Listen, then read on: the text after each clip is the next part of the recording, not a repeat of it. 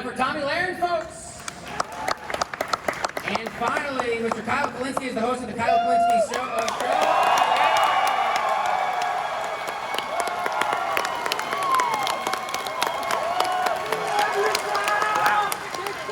Kyle is also a co-founder, of course, of the Justice Democrats. And we're going to be talking about many of these things. I feel like this is a hometown. Are you from Nashville? No, this is No, I'm not. I was like, I didn't say anything yet. To support you. This is great. You guys are setting the bar too high. I can't hit this. This is just. So here's my opening question for Kyle, because I feel like for so long we've had this conversation. It's been framed fundamentally as the right versus the left. But what we have watched increasingly is, for instance, we'll get to this a bit more later on, you have a group like the House Freedom Caucus on the right, which now alleges other Republicans are not conservative enough. You have a group like the Justice Democrats that has argued Democratic Party as a whole is not progressive enough. Where do you see this? Because it seems as if it's no longer just a divide between two sides. It seems like we have further fracturing on both the right and the left, Kyle. Yeah, I would say the divide in the country is more populist versus elitist than it is left versus right. And that is why you saw, for example, Donald Trump run in 2016, and he actually outflanked Hillary on her left on many issues. He did that when it came to intervention. He did that when it came to trade policy. I mean, he was the one who was going all over Michigan talking about how terrible NAFTA was, and now we need to get rid of these trade deals and bring the jobs back. And similarly, you see the rise of Bernie Sanders on the left. And, Bernie Sanders is basically what the Democrats should have been all along. Because there's an old line from Howard Dean in 2004 when he ran, before he turned crazy. And he said, I'm from the Democratic wing of the Democratic Party. And that's what Bernie represents. It's this, bringing back of this FDR vision where you actually believe in something. You look at somebody like Mayor Pete, you look at somebody like Amy Klobuchar, and they spend all their time telling you what they're against. But Bernie comes out there and he'll be crystal clear. I want Medicare for all, I want free college, I want a living wage, I want to end the wars, I want a Green New Deal. And so, basically, you have moneyed interests and you have populists on the left and populists on the right who are basically ascendant at the moment, because what we all know is that at the end of the day, the corrupt elite and the establishment have screwed us all. And so you're either going to go right and take it down or go left and take it down, but it's coming down, that's for sure. Give it up for Kyle Kulinski, folks! All right, I want that same level of enthusiasm for every panelist that's up here. No, okay, here's what I want to go to. When we talk about the overall divisiveness in division, there is, on both sides, kind of what a lot of people call the alternative reality silos. And what I chalk that up to be is if... on television, like Anderson Cooper pretending that I'm neutral and unbiased, right down the middle. I respect people that say, this is what I believe, love it or hate it, you know where I stand. And I think that that is what social media has allowed even the cable news networks to kind of re-solidify is, we have news, we have opinion. But if you're an opinionist and that's what you do, you're a commentator, just be honest about that. I think that that level of authenticity is just respected by both the left and the right. And I'm happy to see that coming into 2020. Sure. Even more. Lauren? Well, I'm obviously part of new media. I think new media and independent media is so important, but I think we should acknowledge that because we're so upfront with our biases and we often are pushing a specific agenda, it can lead to a sort of an echo chamber forming for those who support us, right? Because if you're subscribed to, let's say, a bunch of left or right-wing YouTubers, it'd be great if you took the time to choose and balance, but the likelihood of that happening is not the best. So I think what we're finding among those who are politically engaged is that there is an increasing, I guess, polarization, but I think we all need to remember, and this may be hard for people in this room who are obviously passionate about politics, but most people are not this engaged, they're not this invested. So for those people who are still depending on the mainstream media, I think we need to make more of an effort about reaching those people with new information, new ideas, because for a lot of the times it can feel like we're just preaching to the choir, to the already established, when, we have these, I don't know, sometimes I feel like when I actually talk to my friends who aren't on Twitter that they don't know anything I'm talking about because we're so in our political echo chambers. We forget that, regular people don't do this for a living. They have a 9 to 5. They watch, I don't know what TV shows are on that aren't political shows anymore, but I think we need to do a better job at communicating to regular people. Yeah. Tim, you want to pop in? Go ahead. Yeah, I'd like to pop in. I can't believe we're talking about corporate media as if it's, for the people at all. Because corporate media is for the advertisers. So, and if you're gonna have a conversation about media, you gotta have it about independent media. And as far as is it polarizing? Well, yeah, But you can subscribe to as many channels as you want, Johnson. So if the people decide, hey, I like watching Kyle, and that's all I want to watch, that's fine. You don't have to watch time to get a balance. And if you like The Walking Dead, you like The Walking Dead. No one says you got to watch, I don't know, The Office. So people make choices about what they prefer. I think facts should lead the way, not just biases. Right? And you should demand that of your commentator. And if you don't, well, that's a fault of the person watching, not so much the commentator. And I actually don't think we're as divided as it seems, because when you actually poll people on the specific policy issues, there's a lot of agreement. There are a lot of points of agreement. So for example, when you look at the polls on like legalizing marijuana, for example, I mean, it's well over 60% now. Yeah, it's well over 60%. You'll find people on the right, like Rand Paul, libertarian-leaning people who will agree with it. You'll find, social democrats on the left who push for that as well. The Gardners of the world, right? Yeah, and you look at, the issue of war, for example. I mean, you see virtually everybody in Washington, D.C., virtually every elected politician in Washington, D.C. is like pro-war until the end of time. But when you look at the actual people who are right-wing, people who are left-wing, generally speaking, they're like, yeah, war is bad. So that's, that's a good thing, that when you actually go to the issues, we're more in agreement than we're divided. Yeah, but I mean, open question for all of you. I mean, is it problematic that a lot of people can just simply choose to stay in their own lane as a consumer? Anyone in this audience can specifically say, I'm a Tommy Lahren fan, I'm a Kyle Kulinski fan, I just follow the Blades, I just watched the Tim Black show, and I don't want to get any other information from any other source because this person fits That's exactly fine. There's what I no want. problem with just listening to me. I like that. That's actually I knew that was coming. But in the spirit, I mean, listen, clearly we are so far beyond an era where, everyone used to say, if Walter Cronkite said it, it was fact. That was it. When he came out and said something, no matter who you were in this country, no matter who you voted for, there was a gravitas to the voice that he brought to a national audience. Is it problematic that we don't have that sense of unifying voice? Or is this, Tommy, are we moving in a good direction, you think? I agree that we have a choice, and I think to say, well, if someone just wants to watch this is problematic, that's your choice. At the end of the day, you're going to watch what you're going to watch, and we're going to put out the content that we put out, and if you don't like it, don't watch it. If you like other forms of media, watch that. I think we encourage everybody to get out of their echo chamber. We encourage everybody not to just toe the party line or just be in their tribe. At the end of the day, that's your choice. If that's what you choose to do, I like to watch The Housewives. That's the only really reality TV show I watch, but I don't find it problematic. It's what I enjoy. Do what you want to do. Consume the media you want to consume. If that makes you less educated as a result, again, that's on you. Broaden your horizons. But to say that it's incumbent upon us as media figures to stop doing what we're doing because people are existing in an echo chamber, you got to make the choice to get out of your echo chamber. Was We're not that going to do personal it. responsibility, it sounds like, on the consumer? Yeah, And that's why people watch independent media, right? Because we do have opinions. Because we do have our own belief systems. We're not getting paid I don't think Kyle's getting paid to say anything Kyle says. So when he says something, you believe it, right? Yeah. When I say I believe, like no one's funding me. My people who watch the show fund me. So that's what I think those biases, well, that's just a point of view and a voice that we have for an issue. And I don't think, as long as you're committed, the commentator should be ethical. And if you really believe it, stand on it. And Good. Last point on this before we move on. Go ahead, Kyle. yeah, and also I just want to get at this point that there's this misnomer, and virtually all of mainstream media has fallen for it, and it's this idea that they think neutrality equals objectivity. And neutrality is not the same thing as objectivity. Neutrality is always calling it 50-50 no matter what. So that's like saying if somebody says, oh, this is the way you have babies, and somebody says, no, I think it's the stork. Well, you're not going to say that's 50-50. You're not going to say, oh, both of them are equally right. No, you're going to say person A has it right.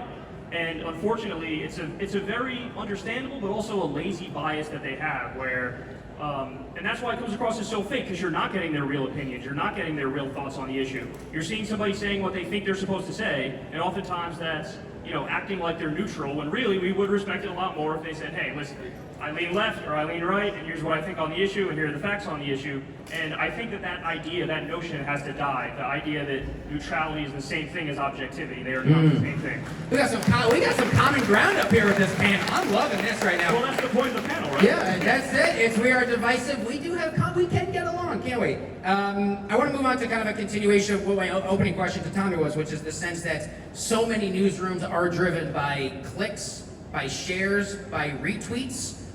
So many people love the fact that on cable news or on a lot of platforms you could put 2, 3, 4, 6 boxes of talking heads who are just shouting down at one another. And so now to a more formal question to all of you.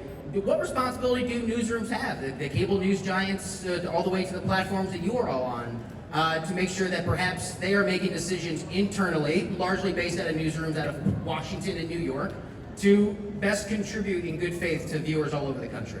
Open anyone, Lauren. Well, I'm very skeptical that it's even possible for someone to be reporting on these issues that are so divisive and for a lot of people emotional with complete objectivity. So I would hope that newsrooms would do their best to do fact checking. If there's an error, which of course happens, correct it in a way that people actually, that the correction gets as much attention as the initial headline. But failing that, what I want to see is people, like Tommy said, just be upfront with your biases. We all have them, and that's okay. And I would rather at least know where you're coming from, so that I have that filter in the back of my mind to kind of compare and maybe judge for myself what you're saying. And I think places like CNN, I don't think have too many fans on either side of the aisle, because they try to present that facade of objectivity when really they're as biased as the rest of us. Wow, I want them to keep doing what they're doing, Johnson, because they're canceling themselves. Yeah, keep lying to people, keep pretending to be ethical, keep taking the money, and we'll continue to grow. That's why we're all growing. If Tucker Carlson's sold it straight, or whoever these commentators are, I don't want to pick on Tucker. Someone said Tucker earlier. If they were telling the people the real deal, then maybe we would be out of jobs, and I wouldn't want that to happen. So their lack of integrity, their lack of selling it straight, you may be biased, but you're honest. I hope, right? Yeah. Lauren also brings up an interesting thing. This happens a lot in what I call blue checkmark Twitter, which is the space we kind of operate in. I got a blue checkmark, Consul. Is it good? Hi guys.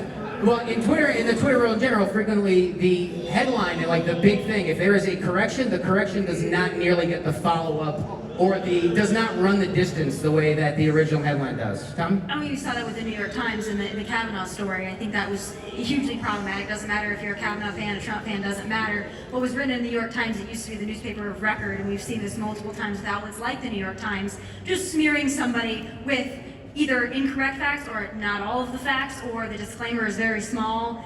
That's problematic. I would hope especially that, and I know we shouldn't hold print media to a different standard, but I would hope that print media holds themselves to a different standard, especially the New York Times, because they're not like talking heads. They don't work at Fox News, they don't work at MSNBC, they're not Rachel Maddow, they're not Sean Hannity. We expect something different of those outlets, and they have failed, and that is where I think it's incredibly problematic for them as well as the consumer. I think this is a fair question. I've worked other newsroom jobs before Cheddar, and I can personally attest to the fact that, for instance, if you are watching a Fox News, a CNN, MSNBC, whatever, a clip, an exchange, where there is an explosion, there is an outburst from someone, those clips go viral because consumers want to see them. It becomes a ravenous cycle of people saying, "Did you see?" I'm just picking a famous example from a few years ago. Lauren Duca and Tucker Carlson rip each other apart, and that's the thing. So, is it a tough position for newsrooms who are understandably in a business? It's a profit business for everyone to a large degree. Are they supposed to shy away from content like that, knowing that consumers are going to eat it up? I don't feel bad for them, because I feel like all of the mainstream outlets are artificially propped up. And this is what we're seeing on YouTube as well. The way the algorithm works, it used to be that, if somebody watches one of my videos, it would keep getting recommended my stuff, or people like me, like Tim, for example. But now it almost always redirects back to CNN, or redirects back to MSNBC, or redirects back to Fox News. And, I've said this for a long time now. I would love to see what would happen if we gave Wolf Blitzer a YouTube channel. And say, okay, man, we'll give you 2 years. Let's see how well you do. He would have 14 subscribers, and all the comments would be like, like his daughter saying, "Good job, Dad," and stuff like that. And so I feel like there's a little bit of a bias. They're artificially propped up, and Even from big tech. Well, sure, yeah, absolutely, from big tech as well. So. And conservatives bear the brunt of those algorithms and what they've done. That's undisputed. You should take a look at my channel.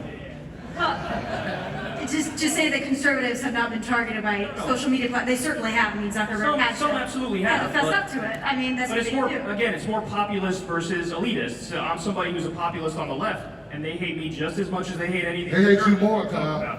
They hate you. But that's an interesting point. I'm sure what Tommy's largely backing, and correct me if I'm wrong, is what we hear frequently from conservatives, which is to say, hey, you may be targeted for not being popular, but you're not being targeted nearly as much as conservative voices. Is that correct? My problem with that narrative is it's partisan for no reason. Like, you can, yes, I can acknowledge to you that there are some people on the right who have been unfairly targeted. Oftentimes there's begging of like Twitter to deplatform different conservatives for their beliefs. But the funny thing is, whenever something happens to a conservative, I'm always there to say, hey, I think that's messed up. When something happens to me, crickets. They don't have anything to say. Because I'm on the left, so they go, oh, he's my enemy, and if something happens to him, fine. I don't care if something happens to Kyle, because he called me out last week on something else. And I'm not even so much speaking to people like us that have a platform. I'm more talking about the average American who's engaging it in social media, that's being, the conservatives obviously are at a disadvantage. So I'm not even trying to make it partisan. We have platforms. You and I can both say if we are treated unfairly or the algorithm screws us over, we have the platform to come up and say, I've been banned, I've been this, I've been that, and it can get attention. The average conservative out there doesn't really have that, and those algorithms do work to their disadvantage more so than it does a more progressive or liberal voice. It's not too partisan, it's just the way that it is. Sure. Lauren? Well, I mean, coming from a YouTube background like Kyle, I think you and I know more about the YouTube algorithm than anyone would ever want to, just because we have to. And I mean, I think you're exactly on the money. It's not just right versus left, it's establishment versus anti-establishment. Right now, conservatives are not part of the Silicon Valley establishment, but you know what? Neither are people like Tulsi Gabbard, who's actually having to sue Google because they've been sabotaging her campaign, not letting her run ads. It's not acceptable. And I think if there's one thing we should all hopefully agree on is that kind of censor. I'm hesitant to use the word censorship because it's so loaded, but I guess that kind of backhanded manipulation of things like search results and even recommendations, like that's not good for the political discourse. We don't want people like Mark Zuckerberg or whoever it is running YouTube deciding what people see and don't see. Yeah, I gotta move on here to the next thing. Go ahead, real quick. Okay, all right, let's move on. I do want to get into a little bit of issue-focused thing, and let's begin with, I don't know if any of you heard there's an impeachment inquiry. Did any of you hear that this is a big thing? Right now, NBC News had a new poll this last week. 49% of Americans are in favor of impeaching the president. 49% of Americans are against impeaching the president. That is a remarkable divide that we are at right now. And so an open question to all of you. When this happens, whatever happens that we are all going to watch in terrific fashion in the coming months and years, how much worse is the state of our national discourse going to get? How much worse can this division get, specifically framed around the impeachment conversation? Tommy? Well, as far as how much worse it's going to get, if Trump is reelected, which I'm confident he will be in 2020, I think it gets much worse. I think the tantrums that we saw in 2016 are going to worsen, and as far as our political discourse, it's going to get worse. They will never stop investigating this president. They will never stop trying to impeach this president. They went right from Russia to Ukraine. I mean, it's going to be back to back to back. At some point, the American people are just going to be fed up with it. If they reelect this president and nullifying those people's votes, I think it's going to really weigh on the public. Can I ask you, how are you so sure he's going to get reelected? I watch the Democratic debates, and I don't even think that you can say, maybe you can. Democrats are meeting privately saying, what the hell are we going to do? I mean, when you've got Hillary Clinton saying, shit, maybe I have a chance, you know it's bad. It's just not, it's not good. You know he's really scared of Bernie Sanders. I'll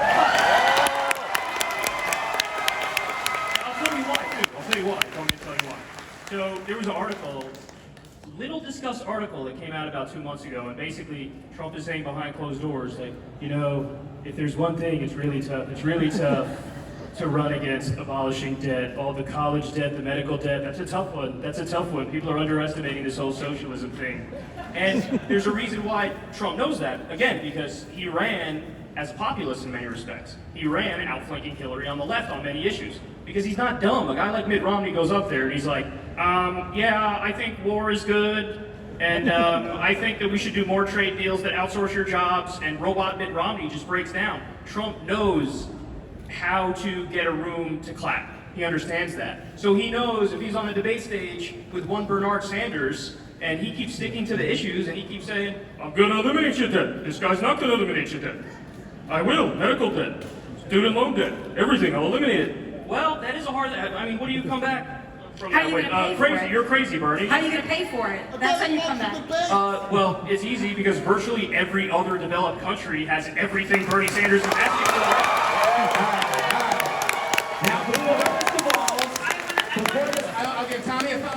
is what costs. We're poised the balls into like a Bernie, Trump, that's not exactly the spirit of the panel, but Tommy, I'll allow you to respond before we move back to the issue at hand. When you say every other industrialized country has done this and they're all so great, why the hell have you not moved? Because this is still the greatest nation on the face of the earth. Wait, but so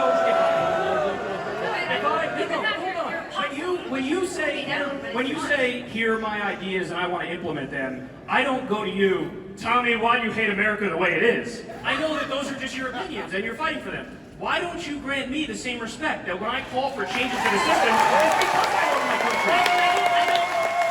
I don't say that you don't get me wrong. I told me to leave. No, I'm saying, I'm not saying, She asked you I'm why saying, you leave. if other countries have done these things so well and they have a better system, you still live in the United States of America for a reason. I'm not saying that you don't Because have we were born there. the best. I love my country, don't get me I'm wrong. not saying you don't. We all love the United States of America, don't we? There we go. All right. There are things about this country I would not change. I love the fact that we have the First Amendment. The only reason I'm on this stage and I'm allowed to run my mouth with some of the things I say is because we have the First Amendment. So there are things about this country that are absolutely wonderful. There are also some things that are really terrible. And I think that dissent is the highest form of patriotism. And so if you want to fix your country, you propose ideas to fix it. All right, let's move on. I want to go to Tim and Lauren here because on this issue of impeachment, I couldn't help but notice there's an MLB umpire by the name of Rob Sherman. You're right about the Senate. You're talking about the high chamber, but yeah, I don't think at the end of the day Trump is gonna. The way you get him out is at the ballot box. Anything else is a crock of shit.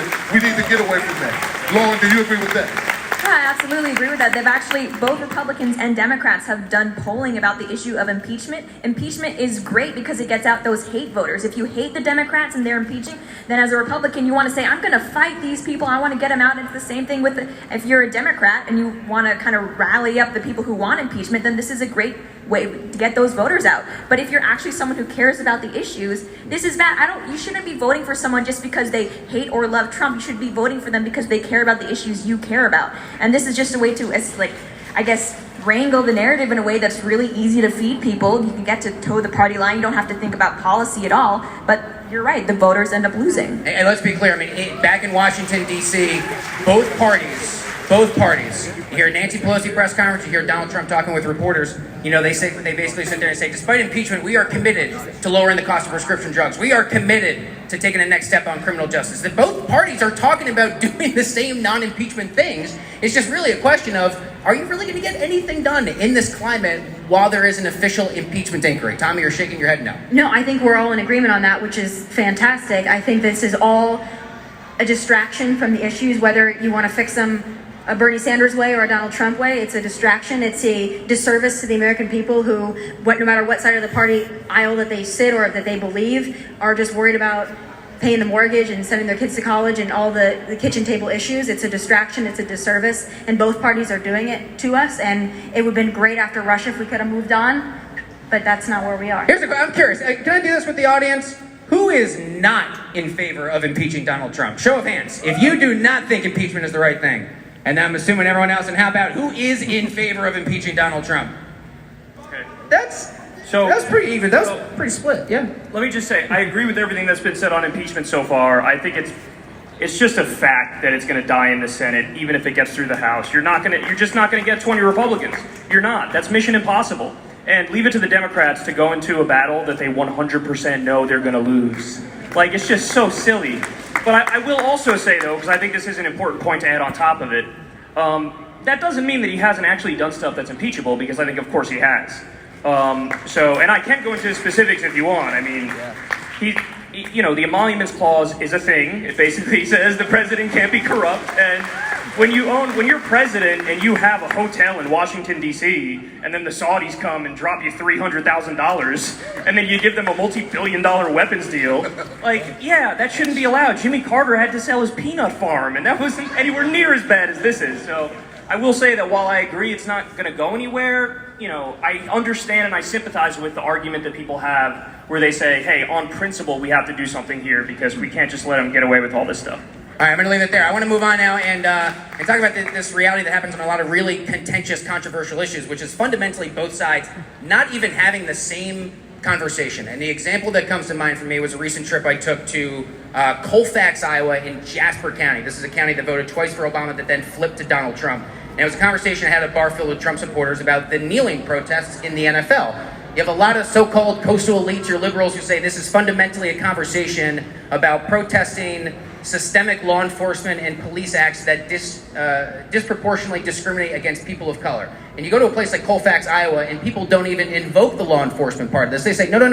Our issue with this is all about the flag. They say, I served under that flag. My brother came home in a casket draped in that flag. And what I realized in this aha moment for myself was, man, this is a national conversation we are all having, and yet somehow this side of the aisle is talking about it in this term, and they're not even having the same conversation. And you're all shaking your head yes with a sense of agreement, which is good in and of itself. And so an open question is, what do we do about these really, whether they're social or political dialogues that happen in this country, to make sure that we can get back to a baseline of established facts, to at least have the same conversation. We can disagree, but how do we at least have the same conversation about some of these things? Get off Twitter. Twitter is a place where intellectual arguments go to die, because you just mentioned the flag thing. I'm on Twitter sometimes, and it's right, people are talking past each other. And I love Twitter. Spicy, great content, but the thing is, when you only have, 280 characters to express yourself, it makes it really hard. So there are so many people out there who saw Colin Kaepernick's protest and say, yeah, he's disrespecting the flag. There are so many people who saw how conservatives were reacting to the protest and say that's because they don't care about police brutality. And you're right, we're talking past each other. So I would like for people to have more of these conversations in real life, long form, with their friends and family, rather than just yelling at strangers on the internet. Yeah. Stop having people like Tommy Lauren make it about Colin Kaepernick's background, not about police brutality, because she did this. We're sitting up here right now talking about, independent media has a responsibility. Tommy, you talked about Colin Kaepernick personally, about him making money, and you took the total focus off. So if you're gonna do shit like that, own it. Let's not make you philosophical. I promise you, I 100% own everything I said about Colin Kaepernick. About Colin Kaepernick, that's part of the reason why you're here. It's because you gaslight on issues and never talk about real issues. All right. I'm not saying this is what you're doing. Just to clarify, we are going to avoid anything that gets ugly, too personal. But since Tommy was directly invoked, Tommy, if you would like to respond, you're more than welcome. I think that's just an example of what we're talking about. I have an opinion on something because it differs from his, then I'm gaslighting and I'm riling up my base. That's what you're doing. No, I'm not going to. A reminder to the audience that you will have a Q&A opportunity at the microphone, but for now, there are panelists here that you're here to speak. Tommy, go ahead. My apologies. I think it's just what he did is actually speaking to one of the conversations we're having. It's if a conservative says something, then they're gaslighting, they're throwing out red meat, it's for blood sport. But if a liberal says something, they're just passionate about the issues.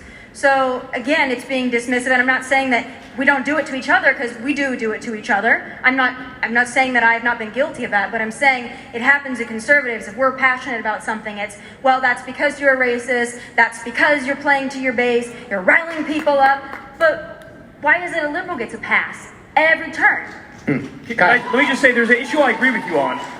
And the issue that I agree with you on is, because I've seen you talk about this before, I agree with you on the issue of free speech. I'm a free speech absolutist. But that's exactly why I have the position I have on Colin Kaepernick, is because what he did is free speech. And your boss shouldn't be able to fire you because they don't like your version of protest. I mean, how ridiculous is that? It doesn't even matter. If every NFL owner disagreed with Kaepernick on the issue of police brutality, I don't care. They should have said, on principle, he has a right to do it. And by the way, I'm consistent on this, because let's say it worked in the other direction. Let's say, Tim Tebow was protesting because he has some conservative belief or something, and some liberal owner fired him because of it. I would say, no, that's wrong. Just because he believes that doesn't mean you should be able to fire him. As someone who actually has been fired for their belief by her boss, I know, because I've gone through it. And I defended you on that. And I appreciate that. Right, so then, we can have Colin Kaepernick is what I'm saying. But I don't want to talk about Kaepernick for this whole thing, because it's so boring and it's kind of irrelevant at this point. But I want to. There you go. I want to. Yes, everyone's so great. Everyone's here for Kyle. We get it.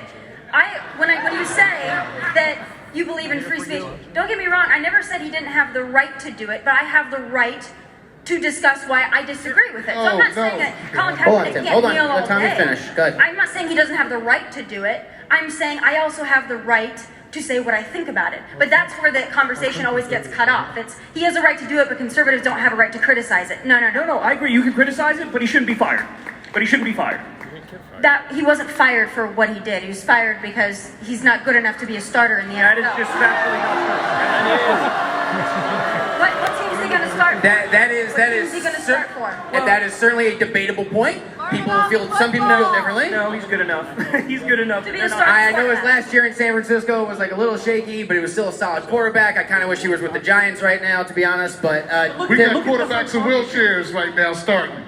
Look at the Hong Kong issue, because this is that issue flipped. So you have, the owner of the Houston Rockets, I think it was, he said free Hong Kong, and now all of a sudden the NBA is scrambling and trying to shut him up because, ooh, you said the wrong thing. It's a little too politically incorrect, and he's causing trouble.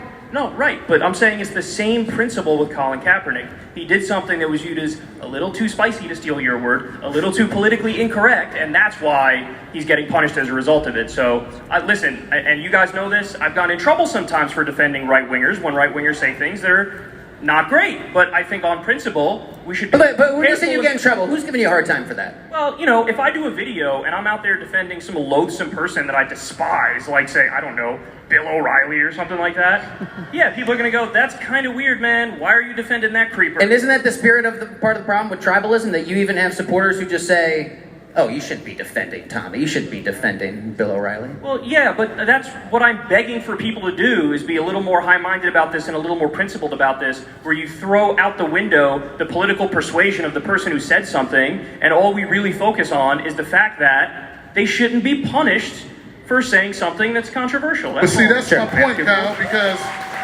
people would be more focused, I think, if we focused on the issue, not the person.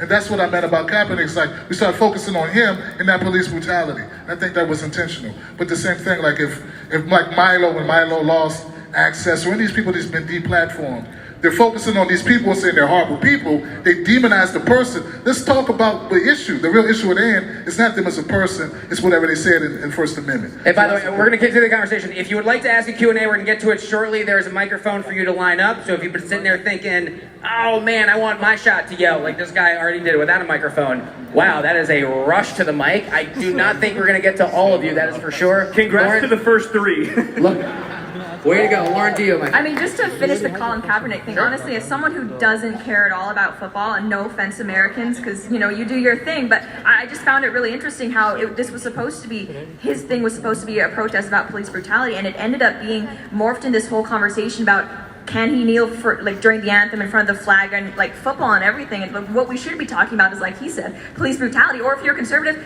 we can fine, let's have that conversation about is this an effective way of protest, but trying to paint it as Colin Kaepernick just, I don't know, hating America, trying to be fired. I think that was an example of mob mentality and cancel culture coming from the right, which I've spoken against, and it's not okay when they do it to someone like, gosh, who's been canceled lately, Sarah Silverman. It's not okay to do it for Colin Kaepernick. Now, what's interesting is that the Hong Kong protests were invoked. And I just did an interview with a Democratic senator, and then I talked with Republican Senator Josh Hawley earlier this week from Missouri. And this is something where the condemnation seems to be bipartisan. And I'm wondering if that is because the condemnation is more or less aimed at China as opposed to an internal domestic force, right? Yes, the condemnation is against the NBA. Hello. Against the NBA, but it really, right, what we are expressing our angst against is Beijing policies on cracking down on free speech. And this seems to be an issue where, remarkably, I walk the hallways of the U.S. Capitol, and I see someone with a D next to his or her name and someone with an R next to his or her name, and they're both giving me the same answers, which is to say the people and the rights of Hong Kong deserve to be protected. And we don't oftentimes hear that sort of agreement. Yeah, but the NBA is kowtowing. The NBA is kowtowing because they have $1 billion deal with them. So where it actually matters, they're like, no, man, you really do have to shut up and not say that ever again. So I agree with you that, you get this intellectual agreement with people, but unfortunately, when the rubber meets the road and it comes to actually setting policy in the NBA, they really did shut them up. I think we are about at the Are an appropriate response to whistleblowers who are exposing animal cruelty inside of these places, which are basically kept hidden in the dark from the public. Well, whistleblower protections in themselves have gotten some bipartisan support against the president. Kyle, you think you're going to answer? Go ahead. Yeah, I mean, I would free you, free Snowden, free Assange, free Manning. I almost said freeze Manning, that would have been awkward. Free Manning. So yeah, no, I agree 100%. We have to protect whistleblowers. And unfortunately, this is one of those issues where, you know, when people become president or when they actually get power, all of a sudden they flip. And I think that's because of the power of the deep state, the FBI, the NSA, the CIA. They put too much pressure on people who would otherwise believe the right thing and do the right thing. Do one more answer on this if anyone has? I agree 100% completely. They should have never made whistleblowing anything equivalent to spying and snagging. You're not selling to some foreign country something. You're informing the public. It's a service. You're a hero. Thank you. Thank you for your question. Thank you very much. Really appreciate it. Next up, my man. All right. Hi, I'm Jack. I'm here from Nashville. Kyle, Tim, I got to meet you both earlier. That was awesome. Tommy, I came to the debate you did with Anna Kasparian earlier today, and while I agree with Anna on pretty much all the issues that were discussed, there was something you said at the end that I wanted to ask you about, and this question's for all of you guys. So one of the things you said was, look, Anna, I may disagree with you on the issues, but at the end of the day, I don't have bad blood for you, and I'm going to defend you if someone says, like, oh, you know, you're a... I'm not going to say what you said, but the basic point is, how can we discuss our different visions for the country without resorting to hatred for the other person or saying the other person is un-American? Great question. No, and I meant what I said to Anna, and we had a great conversation after as well. I have always tried to separate the person from the politics. I can disagree with your politics, I can disagree with the way you express them, but I think that people exist outside of the political realm. I actually agree that on Twitter it doesn't make it seem that way, social media it doesn't seem that way, cable news it doesn't seem that way. That at the end of the day, if nobody on the stage is able to check out from politics and just go out on Broadway and have fun tonight, I feel sorry for that person, because you need to be able to shut it off. And I think that's what we should be able to do. And be better at. And most of us are, quite frankly. Everyone likes to see the blood sport of us fighting up here. I'm sure that's why you're all here. But at the end of the day, we can all walk off stage, and I don't think anybody's gonna hate the other or really have a bad thing to say about them as a person. I would hope not. That's not true. I can't stand Kyle. You can't stand who? Kyle. Oh. I can't stand me either, it's okay. That's fair. I feel like this whole audience would vehemently disagree. Next up, please, my friend. Hi, my name is Sam and I'm from California. My question is for Kyle. Hi. So the mainstream media, as we all know and you've talked about on your show, is extremely biased against Bernie Sanders, as they were in 2016. And in the 2016 election, they were also biased against Trump, big time. So should Bernie Sanders become the Democratic nominee, how do you think the mainstream media is going to go about this as far as coverage allocation and smears? That's a great question, and I think people will be shocked because, for the most part, they will still be anti-Bernie. And you're going to be amazed by it, but that's what's going to happen. And unfortunately, you'll see some characters like, I would predict Morning Joe, for example, supports Trump, because Donnie Deutsch actually said as much recently on Morning Joe. He said, yeah, you know, I'd rather vote for Trump than Bernie. So my friend Michael Brooks always says, capital breaks fascist. So and that's scary because, you know, Bernie's just a mild social democrat. I mean, he's maligned as being like a hardcore socialist and like Maduro or whatever nonsense. He really is only talking about Swedish-style politics, but Capital will fight tooth and nail to make sure that guy doesn't get elected, that's for sure. All right, let's move on. My man in the hat. Hello, my name's Tomas. I'm from Los Angeles. This is for you, Kyle. You call for socialist policies within our democratic republic. Social democracy, not socialism. Go on. Yet you denounce the centralized power of multinational corporations. How can the average American trust an increase in centralized government when centralized corporations cannot be trusted? The problem is not the centralization of power, the problem is the nature of the power. If you give centralized power to the people, that's fundamentally different than giving it to 6 assholes who are in a back room smoking a cigar. So, I mean, look, man, all I'm calling for is to give the people exactly what they want. You know, you look at the polls and it's 70% believe in Medicare for all, even 52% of Republicans believe in Medicare for all, 80% want a living wage, over 60% want to legalize marijuana. I'm just calling to give power back to the people, that's it. I do just want to say something because I'm Canadian and Canada is always a country that's brought up as, you know, this example of things like Medicare for all or free tuition and things like that. I just want to say that Canada's healthcare system is actually run provincially, so it's not a federal system. Just want to put that out there because it would be something more like what Mitt Romney, if you are in favor of doing it, the Canadian me says, do it on the state level. That's a multi-payer system. I would do that as a compromise in a second. The thing that I care most about is that it's funded via tax dollars, full stop. If you want to break it down to the local level or the state level, that's fine with me, but... Well, I think even a lot of conservatives I've talked to that about healthcare, they do say if California wants that, that's fine, but trying to implement it on a federal level, I think, is what's making things a lot harder than it needs to be in the healthcare conversation. It would be much easier to bring it back to the states. Yeah, shout out to states' rights. All right, my man, here at the mic. Okay, this is for everyone. We talked earlier about each political party like fracturing. Do you guys believe that after the next election, they would actually split up into multiple parties, or they're going to maintain and stay together? I don't think that'll happen. I don't think they'll allow it to happen. I think if we could have, we should have multiple parties. I would love for that to happen. But the vice grip is so firm on both sides of the aisle. They shut down third party. They're still demonizing Jill Stein to this day. Jill Stein had $100,000 in a pack of violators, and they say she stole the election. So until we get the stigma, that's media. Media did that. So to our greater point, yeah, I think that about media, we're talking the responsibility part. Yeah, there are a lot of the problems that we have. Kyle talks about all these issues we agree on. Why don't we have them? That's your proof that we don't have a true democracy in this country. Anyone else? We'll never It's get all past in the the two-party two-party system. No, it's built into the system at this point. It's just, we're not. I wish we were more of a parliamentary system, multiple parties, but we're not. So it is what it is. I agree, we're going to be a two-party system. That's not going to change, not after 2020. Yeah, I think the two-party system is entrenched in the United States politics, but it's too bad because even with parliamentary, it sounds great having more parties, but then you have the possibility of someone being elected with literally a minority of people voting for them. I mean, there's not an Like easy Trump? win. Even in your local, right? Yeah, even in your local riding, that could happen. So it's frustrating. I think the best democracy is probably the French system, where they have rounds of election. That way you can, get your conscience vote out first, and then when you see what's realistic, you kind of have to pick between the less. We need ranked choice voting, is what we need. Yeah. Well, I thought National Primary Day. National Primary Day. That's another good book. That'd be dope too. Yeah, we should have the day off to vote. I feel like both parties can agree to a large degree of some degree of election reform, right? Yeah, there you go. We have to do things different. And here we are in agreement. Ladies and gentlemen, give it up for Kyle Kulinski, Lauren Chen, Tim Black, and Tommy Harris.